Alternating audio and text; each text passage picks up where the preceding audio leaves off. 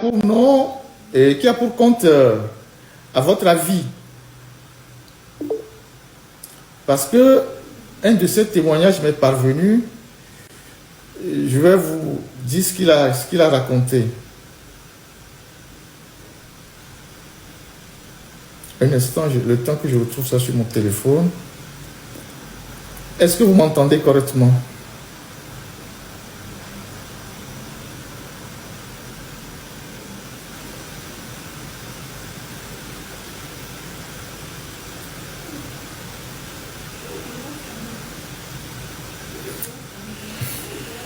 Alors, le compte, à votre avis,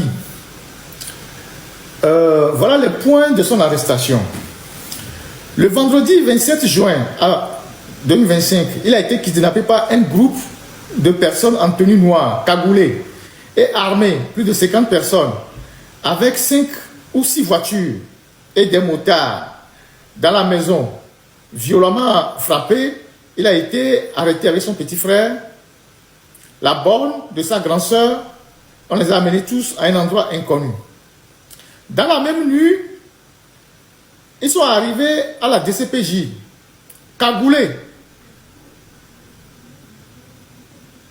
Et de la DCPJ, on l'a amené à un endroit inconnu, où il avait une table sur laquelle étaient disposés plusieurs types d'armes et de cordelettes et matraques. Et une chaise qui était électrifiée. Dans la journée du 28 juin 2025, dans cette résidence-là, dont il ne connaît pas l'endroit, il y a eu 3 personnes qui sont venues. Toute la nuit, du 27 au 28, il était menotté, suspendu à un plafond, les pieds en bas. Son pied ne touchait pas le sol. Et cagoulé. Donc, il était toujours cagoulé toute la nuit du 27 au 28 et privé d'oxygène. Pourtant, c'est un asthmatique. Quand les 3 personnes sont arrivées la nuit, ils l'ont détaché et l'ont posé sur la chaise électrique qu'ils ont mis en fonction pour le torturer en lui posant des questions sur son engagement et qui le finance, comment, tout ça, et avec la violence qu'ils exerçaient sur lui.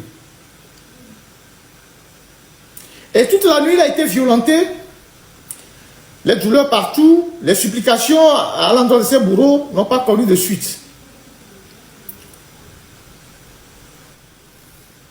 Il a été torturé, il a subi des maltraitances cruelles, des traitements inhumains et dégradants. Il a passé 6 jours là-bas, privé de nourriture, durant 4 jours. Il a fait une crise le 5e jour. Et ce garçon qui anime le compte, à mon avis, a été déféré à la prison civile de Lomé. Donc, voilà le sort qui lui a été réservé. C'est la fiche technique que j'ai lue. Je ne vais pas rentrer dans les détails. Voilà ce qu'ils lui ont fait subir quand ils l'ont arrêté en direct. Parce que c'est quelqu'un qui a été arrêté en direct pendant qu'il faisait son live. Et on apprend dans ce qui est dit là que ils l'ont torturé avec une chaise électrique. Vous imaginez que ces choses-là se passent au Togo. Ils l'ont torturé avec une chaise électrique.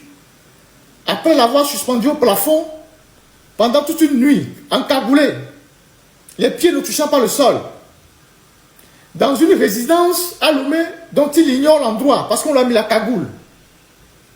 Voilà ce que le Togo est devenu. Le Togo, le paradis de Faure Gnassingbé. Le président qui nous promet que la 5e République sera une république merveilleuse. Voilà ce qui se passe au Togo. Donc, ce garçon, après 6 jours de détention clandestine, a été catapulté à la prison civile de Lomé, certainement avec l'accord du procureur, le fameux Mahama. Ensuite, deuxième information, je voudrais vous donner, comme je l'ai dit tantôt, la première liste de ceux qui sont concernés par les mandats d'arrêt internationaux. ils ont dressé une première liste, il y a une seconde liste qui va certainement suivre, qu'ils vont transmettre demain lundi à la DCPJ. Et vous savez que le bureau Interpol local se trouve dans l'enceinte de la DCPJ. Et donc, cette liste-là, cette première liste comporte 11 personnes qui sont concernées par le mandat d'arrêt international dont a parlé Madjouba, Awate et ses amis Tiakpe et Adjouvi. Il y a Olivier Ama, qui généralement intervient dans les lives. C'est un ancien officier de la gendarmerie qui est en exil. Olivier Ama. Il y a Zaga Bambo. Il y a Agbodjan, je pense, oui, Togbevi PC. C'est son nom qui est Agbodjan, selon les informations que j'ai reçues. Il y a Odako TV, c'est ça. Il y a Ferdinand Vincent Haïté, naturellement, ça fait le 3e mandat pour moi. Il y a Sodi Yawo, dit Kodovitogen. Il y a Maître Akila Essoboko, c'est un ancien ministre togolais en exil.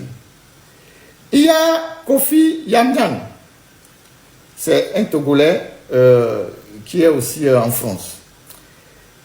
Il y a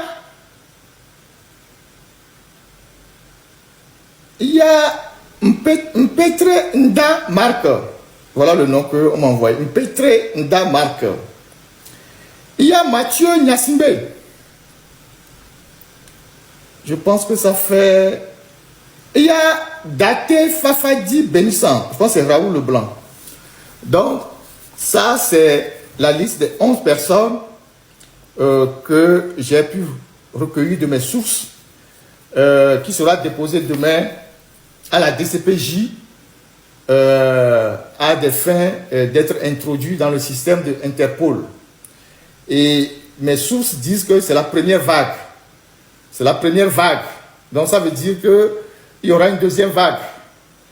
Et je pense qu'ils sont en train de faire un travail avec la documentation pour avoir l'identité réelle des gens. Parce que la plupart qui sont sur les réseaux sociaux ont des surnoms. Donc voilà ce que j'ai voulu partager avec vous comme information. Donc moi, en tant que Ferdinand, ça fait le 3e mandat d'arrêt. Je pense que c'est Olivier Ama et moi qui sommes les champions dans cette histoire-là. Ça fait le 3e mandat d'arrêt. Donc moi, je monte en grade et je vais devenir le major du groupe.